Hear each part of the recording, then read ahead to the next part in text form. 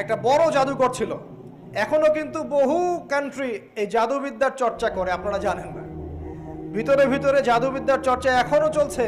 আর এই জাদু সত্য, জাদু সত্য, চোখের বদনজরও সত্য। সায়েন্স বিশ্বাস করুক না করুক, এগুলো সত্য। কারণ কোরআন বলেছে সত্য, ব্যাস সত্য। জিন সত্য নাকি মিথ্যা? ফেরেশতা সত্য না মিথ্যা? কবরের আযাব সত্য না মিথ্যা? এগুলো তো চোখে দেখা যায় না, বিশ্বাস করলেন কিভাবে? এই চোখে দেখা যায় না বিশ্বাস করেছেন বলেই তো আপনি মৌলবাদী। চোখে দেখা যায় না, অহেতুক বিশ্বাস করছেন, অতএব আপনি একজন মৌলবাদী মানুষ। বুঝতে পারছেন? তো এই বিষয়গুলো বিশ্বাস না করলে কি আপনি মুমিন হতে পারবেন? আচ্ছা, কবরের আযাব সত্য না মিথ্যা আমরা বিশ্বাস করেছি, তোমরা মরার পরে বিশ্বাস করো। আমরা মরার আগেই বিশ্বাস করেছি, তোমরা মরার পরে বিশ্বাস করো। তারপর তোমরা পাক্কা মৌলবাদী হয়ে যাবে। যখন মরার পরে যখন কঠিন কবরের আযাব শুরু হবে, দেখবা যে আইন আল ইয়াকিন। ইয়াকিন কয়েক প্রকার হয়। একটা হচ্ছে আপনার আইন আল ইয়াকিন, হাক্কুল ইয়াকিন, এরকম কথা আছে কোরআনে। মানে আইন আল ইয়াকিন মানে যে চোখে দেখলাম এবার বিশ্বাস করবে। রব্বানা আবসারনা ওয়া সামি'না ফারজি'না না'মাল সালিহান ইন্না মুকিনুন। আছে না সূরা আলিফ লাম মিম সিজদায় হাফেজে কোরআন যারা আছেন, আল্লাহর সামনে জাহান্নামীরা বলবে রব্বানা, হে আমাদের রব, আবসারনা, এই যে দেখলাম তোমার আযাব দেখেছি আমরা, এখন পরকালের কথা, ওয়া সামি'না, এই যে শুনতে পাচ্ছি এখন আযাব, ফারজি'না, আমাদেরকে ফিরিয়ে দিন। কোথায় ফিরিয়ে দিবে? দুনিয়ায়। না'মাল সালিহান, আমরা সৎ কাজ করব, ইন্না মুকিনুন, আমাদের ইয়াকিন হয়ে গেছে এখন। তার মানে সবাই বিশ্বাস করবে একদিন না একদিন, তাই তো? এই ঈসা ইবনে মারিয়ামকে যে মানুষ বলছে ক্রুসিফাইড, তাকে ক্রুসিফাইড করা হয়েছে, তিনি মারা গেছেন, নাউজুবিল্লাহ, বলা হচ্ছে না? আচ্ছা, ঈসা ইবনে মারিয়াম যখন নেমে আসবেন সবাই বিশ্বাস করবে না? সূরা মাইদায় এই জন্যই বলা হচ্ছে যে ঈসা ইবনে মারিয়ামকে যখন পাঠানো হবে, একজন আহলে কিতাব বাকি থাকবে না যে তার প্রতি ঈমান নিয়ে আনবে না। এমন একজন মানুষ তখন খুঁজে পাওয়া যাবে না যে তার প্রতি ঈমান আনবে না আহলে কিতাবদের মধ্যে। ঈসা ইবনে মারিয়ামকে ক্রুসিফিকশন করা হয় নাই। ঈসা ইবনে মারিয়ামকে আল্লাহ রাব্বুল আলামিন তার কাছে উঠিয়ে নিয়েছেন। আর যে আল্লাহ পুরো মহাবিশ্ব চালাতে পারেন, সে একজন মানুষকে উঠাতেই পারেন। এটার এমন কি বিষয় যে আল্লাহ রাব্বুল আলামিন আপনার দেহের মধ্যে রূহ রেখে দিয়েছেন, তার হুকুমে বের হয়ে চলে যাবে। সে আল্লাহ রাব্বুল আলামিন রাসূল সাল্লাল্লাহু আলাইহি ওয়াসাল্লামকে মেরাজে উঠিয়েও নিতে পারেন। সিম্পল। এটা অবিশ্বাস করার কি আছে? আসুন সামনে যাই। এখানে যে বিষয়টা, যে বহুদিন আগে এরকম প্রতাপশালী বাচ্চার অধীনে একজন জাদুকর ছিল। এই জাদুকরের যখন বয়সটা বুড়ো হয়ে গেল, তখন সে তার ওই বাচ্চাকে বলছে যে আমার তো বয়স শেষ, আমার এই বিশাল জ্ঞানগুলো কি করব? আমাকে একজন বালক এনে দিন, যেই বালককে আমি এসব জাদুবিদ্যা শিখিয়ে দিব। ওই যেরকম ছোট বাচ্চাদের মধ্যে একজন। তো এরকম একটা ফুটফুটে সুন্দর বাচ্চাকে খুঁজে বের করা হলো, যে বাচ্চাটা বিচক্ষণ। একে নিয়ে আসা হলো জাদুকরের কাছে। এবার জাদুকর তাকে জ্ঞান শিখায়, জাদু শিখায়। জাদু শিখাতে শিখাতে শিখাতে শিখাতে সে একটু পরিণত হচ্ছে, মানে কৈশোরে পদার্পণ করল। এখন সে যখন জাদু শিখতে আসে, আসার পথে রাস্তায় দেখে একজন পাদ্রী আছে। পাদ্রী মানে কি? পাদ্রী মানে দরবেশ, মানে যে আল্লাহ বিশ্বাস করে, হয়তো আগেকার আসমানি কিতাবে সে বিশ্বাস করত। এমন একজন পাদ্রীর সন্ধান সে পায়। সে ওই পাদ্রীর কাছে গিয়ে বসে। সেই পাদ্রী তাকে আসমানি কিতাবের যে মর্ম, যে বাণী, এগুলো শোনায়। তার কাছে খুব ভালো লাগে যে মাশাআল্লাহ, এটা ঈমানের স্বাদ। যখন কোরআন শুনি আমাদের ভালো লাগে না? আসমানি কিতাব যখন শুনে তার কাছে ভালো লাগে। সে বলে যে আমি এটা শিখতে চাই। তখন এই পাদ্রী তাকে বলে, তুমি তো জাদু শিখতে যাও এই বাদশার দরবেশের কাছে, বাদশার জাদুকরের কাছে, যদি ওরা জানতে পারে তাহলে তো সমস্যা। তাহলে উপায় কি? যখন তুমি ওখানে যাবে, যখন দেরি হয়ে যাবে, তখন বলবে বাসার থেকে বের হতে দেরি হয়েছে, বাসার থেকে বের হতে দেরি হয়েছে। আর আমার এখানে বসে যখন বাসায় যাবে, তখন বাসায় গিয়ে বলবে যে ওখান থেকে, ওই যে জাদুকরের কাছ থেকে আসতে দেরি হয়েছে। মানে কৌশল অবলম্বন করতে তিনি শিক্ষা দিলেন। কৌশলের প্রয়োজন আছে না? উদউ ইলা সাবিলি রাব্বিকা বিল হিকমা, হিকমার দরকার আছে না? সত্য থেকে সরে গিয়ে নয়, কিন্তু কৌশল তো করার দরকার আছে। নবী সাল্লাল্লাহু আলাইহি ওয়াসাল্লাম যে হিজরত করেছেন, মক্কা থেকে মদিনা চলে গিয়েছেন, সবাইকে জানান দিয়েছিলেন, এই শোনো আমি হিজরত করছি, জানান দিয়েছেন। রাতের বেলা বের হয়েছেন, কৌশল। রাতের বেলা বের হন নাই, এবং তাকে মারার জন্য চারপাশ থেকে লোক ঘিরে রেখেছিল। এর মধ্য দিয়ে আল্লাহ রাব্বুল আলামিন তাকে বের করে নিয়ে গেছেন। তিনি কি সবার সামনে ফেসবুকে জানান দিয়েছেন, এই দেখো আমরা বেরোচ্ছি? তো তোমরা তো কৌশলই বুঝো না দিনের কাজের। যে কাজ হবে 1%, আই ওয়াশ হবে 99%। এখনকার এই যুগ, হ্যাঁ, দিনের কাজ হবে 1%, আই ওয়াশ শোডাউনই বেশি। এই শোডাউন করতে করতে মানুষের চোখ লাগে, যত চোখ লাগে তত সমস্যা সৃষ্টি হয়, এবং আস্তে আস্তে আস্তে আস্তে দিনের দায়রা মাইনাস হতে থাকে। এই যে এই বিষয়টার পিছনে তোমরাও দায়ী, কৌশল তো বোঝো না। তো স্মার্ট এবং বিচক্ষণ মুসলিমদের বড় অভাব আছে এখন পৃথিবীতে। যতক্ষণ পর্যন্ত বিচক্ষণতা অর্জিত হচ্ছে না, ততক্ষণ পর্যন্ত ইসলামের বিজয় হচ্ছে না, এটা মাথায় রাখেন। তারপর সামনে যান। এবার এই বাচ্চা খুব সুন্দর করে ব্যালেন্স করলো, একবার এখানে যায়, একবার ওখানে যায়। এই করতে করতে ওই যে জাদুকরের ইন্তেকাল হয়ে গেল, মারা গেল জাদুকর। এবার এই বাচ্চার কাছে মাশাআল্লাহ অনেক এলেম কালাম আছে। এদিকে সে পাদ্রীর জ্ঞানে দীক্ষিত হচ্ছে। দীক্ষিত হতে হতে তার মধ্যে আল্লাহ পাকের প্রতি একটা পরিপূর্ণ ঈমান চলে আসে, সে মুসলিম হয়ে গেল, আলহামদুলিল্লাহ। তো মুসলিম হওয়ার পরে একদিন সে যখন বাদশার কাছে যাচ্ছে, রাস্তায় একটা বিশাল জন্তু দেখা যাচ্ছে। বিশাল জন্তু, কিরকম জন্তু আমরা জানি না, ঠিক ওই যে দাব্বাতুল আরদ সামনে বের হবে। কিয়ামতের 10টা নিদর্শন আছে বড় বড়, তার মধ্যে একটা হচ্ছে দাব্বাতুল আরদ, জমিন থেকে ফুড়ে একটা প্রাণী বের হবে। আর এখন মানুষ এগুলো বিশ্বাস করবে না, আমি জানি। 2 দিন পর নাসা যখন বলবে তখন বিশ্বাস করবে। কথা কি বুঝতে পারছেন? তবে প্রাণী এই পৃথিবীর নিচে আছে। রাসূল সাল্লাল্লাহু আলাইহি ওয়াসাল্লাম বলছেন 10টা আলামত না আসা পর্যন্ত কিয়ামত হবেই না। তার মধ্যে একটা হচ্ছে দাব্বাতুল আরদ, জমিন থেকে একটা প্রাণী বের হবে।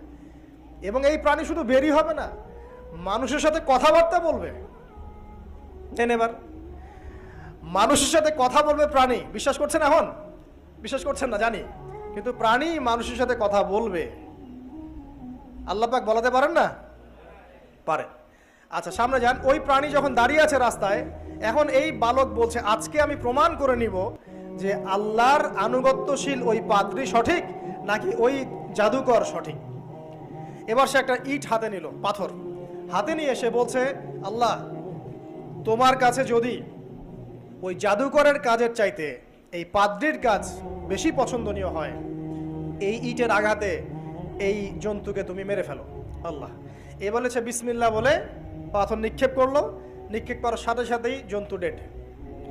তখন তার আইনাল ইয়াকিন, হাক্কুল ইয়াকিন হয়ে গেল যে হ্যাঁ, আল্লাহর কাছে এই পাদ্রীর আমলই সবচেয়ে বেশি পছন্দনীয়। তার আর মনে কোনো সংশয় থাকলো না। কিশোর মানুষ না, কতটুকুই বা বোঝেন নাই? এবার তার মধ্যে একটা ইয়াকিন চলে আসলো এবং সে পরিপূর্ণ মুমিন মুসলিম হয়ে গেল। এবার যখন সে রাজ দরবারে যায়, তার কাছে পেশেন্ট আসে। মানে একজন মানুষ এসেছে, সে বলছে যে আমার চোখের সমস্যা। সে চোখে হাত দেয়, হাত দিয়ে বলে যে আপনি আল্লাহর প্রতি ঈমান নিয়ে আসেন, আমি আল্লাহর কাছে দোয়া করব, চোখ ভালো হয়ে যাবে। এভাবে পেশেন্ট আসে, সে বলে আল্লাহর প্রতি ঈমান নিয়ে আসেন, আমি দোয়া করব, ভালো হয়ে যাবে। এভাবে আস্তে আস্তে তার নাম এবং খ্যাতি ছড়িয়ে পড়তে লাগলো। যেই তার কাছে আসে সে বলে আগে মুসলিম হন, ইমানদার হন, আল্লাহর প্রতি বিশ্বাস করেন, আমি দোয়া করব, ভালো হয়ে যাবেন। চোখ অন্ধ ভালো হয়ে যাচ্ছে, কুষ্ঠরোগী ভালো হয়ে যাচ্ছে, হ্যাঁ, প্যারালাইজড রোগী ভালো হয়ে যাচ্ছে, আলহামদুলিল্লাহ। নবী ঈসা আলাইহিস সালাম এমনটা করেছিলেন না? আল্লাহ পাক চাইলে করতে পারেন। একদিন ওই রাজ দরবারের একজন মন্ত্রী আসছে। এবার ওই রাজার একজন এমপি সাহেব, তার চোখে সমস্যা, সে আসছে। এসে বলছে যে আমার এই চোখের সমস্যা, আমার চোখটাকে ভালো করার দরকার, তোমার কাছে কোনো ওষুধ আছে নাকি? সে বলছে যে আপনি আল্লাহর প্রতি ঈমান নিয়ে আসেন, আমি আল্লাহর কাছে দোয়া করব, আপনি ভালো হয়ে যাবেন। এবার সে আলহামদুলিল্লাহ ঈমান নিয়ে আনলো এবং সে ভালো হয়ে গেল। এই ভালো হয়ে যাওয়ার পরের দিন যখন সে আবার ওই পার্লামেন্টে গিয়েছে আর কি, ওদের তৎকালীন রাজদরবারে, এবার রাজা ওকে দেখে বলছে যে তোমার তো চোখ অন্ধ ছিল, কিভাবে শেফা লাভ করলে? তো সে বলে না কিভাবে শেফা লাভ করলো, সে বলতে চাচ্ছে না, কারণ সে আজ করছে যে বললে সমস্যা হবে। এক পর্যায়ে তাকে খুবই পিটুনি দেওয়া হচ্ছে, রিমান্ডে নিয়ে গিয়ে কঠিন মাইট দেওয়া হচ্ছে। এক পর্যায়ে সে মারের যন্ত্রণা সহ্য করতে না পারে বলে ফেললো যে ওই বাচ্চা, তার কাছে গিয়ে আমি আরোগ্য লাভ করেছি এবং সে আমাকে বলেছে যে তার রবের প্রতি ঈমান নিয়ে আসতে, তাহলে আমি শেফা লাভ করব। এই বাচ্চা এখন বলছে ফেরাউনের মতো যে আয়না রব্বুকুমুল আ'লা, আমি তো তোমাদের রব। নমরুদের মতো আমি তো তোমাদের রব, আমি তো জানি না যে আমি ছাড়া তোমাদের কোনো ইলাহ আছে। এবার এই লোকটাকে হত্যা করা হলো, এই এমপি সাহেবকে হত্যা করা হলো, বিকজ সে ঈমান নিয়ে আসে। এবার সেই বালককে ডেকে আনা হচ্ছে, বলা হচ্ছে বলো তুমি নাকি তোমার রবের নাম দিয়ে মানুষের ট্রিটমেন্ট করা শুরু করেছো। তখন সেই বালক বলছে হ্যাঁ, আমি এক আল্লাহর প্রতি বিশ্বাস করি এবং তার রাসূলের প্রতি বিশ্বাস করি, তার প্রেরিত আসমানি কিতাবে বিশ্বাস করি। এখন রাজা বলছে, আমি ছাড়া তোমাদের কোন ইলাহ আছে আমি তো জানি না। এই সৈন্যবাহিনী শোনো, এই বালককে ধরো, ধরে নিয়ে গিয়ে উঁচু পাহাড়ে নিয়ে যাও, ওখান থেকে ফেলে দাও। কথা বুঝতে পারছেন? এবার তাকে নিয়ে যাওয়া হলো, ক্রস ফায়ার দেওয়া হবে, এবার উপরে নেওয়া হয়েছে, একদম পাহাড়ের উপরে। এবার ওই বালক উপরে উঠে একটা দোয়া করছে, এই দোয়াটা সবাই শিখে নেন। ওই বালক উপরে উঠে দোয়া করছে, আল্লাহুম্মা কফিনিহিম বিমা শি'তা, আল্লাহুম্মা কফিনিহিম বিমা শি'তা, আল্লাহুম্মা কফিনিহিম বিমা শি'তা। পাহাড় থরথর করে কাঁপা শুরু করলো এবং ওই সৈন্যবাহিনী পাহাড় থেকে পড়ে গেল, বালকের কিচ্ছু হলো না।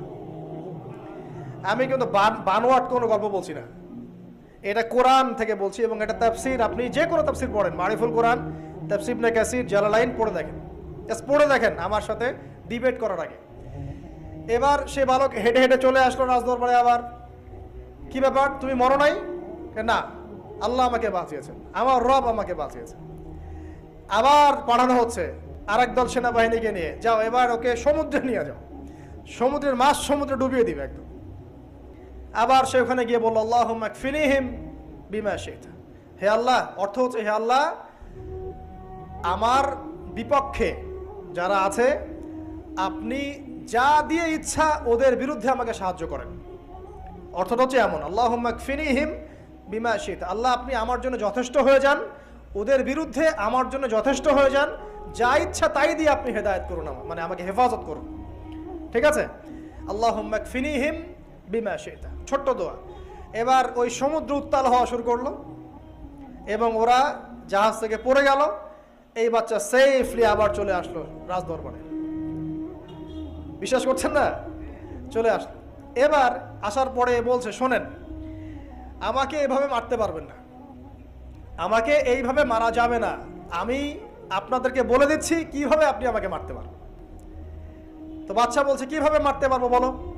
তখন সেই বাচ্চাটা বলছে যে আপনি সমস্ত এলাকার মানুষকে এক জায়গায় জড়ো করবেন, মানে পুরো নেশনের যত মানুষ সবাইকে একটা মাঠে নিয়ে আসবেন, মাঠের মাঝখানে একটা গাছ রোপণ করবেন বা একটা কিছু স্তম্ভ নির্মাণ করবেন, সেখানে আমাকে বেঁধে ফেলবেন। বেঁধে ফেলার পরে আমার এই ধনুক থেকে একটা তীর বের করবেন, তীর বের করে আপনি নিজ হাতে এই তীরটাকে নিশানা দিবেন, দিয়ে বলবেন বিসমিল্লাহ, আল্লাহর নামে, বিসমিল্লাহ, আল্লাহর নামে, বিসমিল্লাহি রব্বি হাযাল গোলাম বলে ছুড়বেন। অর্থ হচ্ছে আমি এই রবের, আমি এই বাচ্চার রব, আমি এই বাচ্চার রব আল্লাহর নামে তীর ছুড়লাম, এটা বলে তীরটা নিক্ষেপ করবেন, তাহলে আমি মরবো, তার আগে মরবো না। কথা কি বুঝতে পারছি? এবার তাই করা হলো, সমস্ত এলাকার মানুষকে এখানে জড়ো করা হলো। কথাটা ভালো করে বোঝেন, সমস্ত এলাকার মানুষ মানে কি, ওই এলাকার সব মানুষ, মানে মুমিন কাফের যে আছে সবগুলাকে একত্রিত করা হলো। করার পরে বাচ্চাটাকে এভাবে একটা জায়গায় বেঁধে দেওয়া হয়েছে, খেজুর গাছে, তাফসীরে এসেছে খেজুর গাছে। এবার সে এখান থেকে তীর বের করে, বাদশা বলছে বিসমিল্লাহি রব্বি হাযাল গোলাম, নিক্ষেপ করলো। তীরটা ঠিক, আল্লাহ পাকের দৃষ্টি দেখেন এত সূক্ষ্ম, ওইটাই বর্ণনা করেছেন। তীরটা ঠিক বাচ্চার এই জায়গায় লেগেছে, এই যে মাথার এইখান থেকে লেগে এদিকে বের হয়ে গেছে। ওই বাচ্চা ছেলেটার এই যে কপালের এই পার থেকে এই পার পর্যন্ত তীর চলে গেল এবং বাচ্চাটা শহীদ হয়ে গেল, আলহামদুলিল্লাহ। এবং এই বাচ্চাটা যখন মারা গেল বা শহীদ হয়ে গেল, আর সারা এলাকার মানুষ কি দেখলো, দেখলো যে বাদশা তাকে দুইবার চেষ্টা করে মারতে পারে নাই, কিন্তু তার রবের নাম যখন নেওয়া হয়েছে, আল্লাহর নাম নেওয়া হয়েছে, মারতে পেরেছে। দেন অ্যান্ড দেন পুরো এলাকার সমস্ত মানুষ মুসলিম হয়ে গেল, আলহামদুলিল্লাহ। একজন বাচ্চার জীবনের বিনিময়ে সমস্ত এলাকার মানুষ ইসলামের হেদায়েত পেয়ে গেল, আলহামদুলিল্লাহ। এবার বাচ্চার মাথা তো আরো খারাপ, একটাকেই সামলাতে পারছিলাম না, এবার তো সমস্ত এলাকার মানুষ মুসলিম হয়ে গেছে। এখন কি করবেন? এখন সেনাবাহিনীকে আদেশ করা হয়েছে সমস্ত মানুষগুলোকে জড়ো করো, জড়ো করে একটা গর্ত খোঁড়ো, একটা গর্ত খুঁড়ে সেখানে আগুন জ্বালাও, আগুন জ্বালিয়ে সমস্ত মানুষকে ফেলে দাও। দৃশ্যটাকে কল্পনা করতে পারছেন? একটা পুরো এলাকার মানুষকে একটা মাঠের মধ্যে একত্রিত করে সেখানে আগুন জ্বালিয়ে সবাইকে সেখানে ফেলে দেওয়া হলো এবং তারা চতুর্দিক থেকে এটাকে অবলোকন করতে লাগলো, মজা উপভোগ করতে লাগলো। এটাই আল্লাহ পাক বলছেন, কুতিলা আসহাবুল উখদুদ ইয হুম আলাইহা কুউদ ওয়া হুম আলা মা ইয়াফআলুনা বিল মুমিনিনা শুহুদ। শেষ পর্যায়ে তাফসীরে এসেছে, শেষ পর্যায়ে একজন মায়ের কোলে একটা ছোট্ট বাচ্চা ছিল। তো সেই মা নিজে লাভ দিবে এটাতে তার কোনো সমস্যা নেই, কিন্তু বাচ্চাটাকে নিয়ে লাভ দেওয়ার জন্য সে ইতস্তত বোধ করছে। তখন আল্লাহ রাব্বুল আলামিন সেই ছোট্ট বাচ্চাটার কোলে, সেই ছোট্ট বাচ্চাটা জবানের মধ্যে আল্লাহর কুদরত নিদর্শন নাজিল করলেন। ওই বাচ্চাটা কথা বলা শুরু করলো।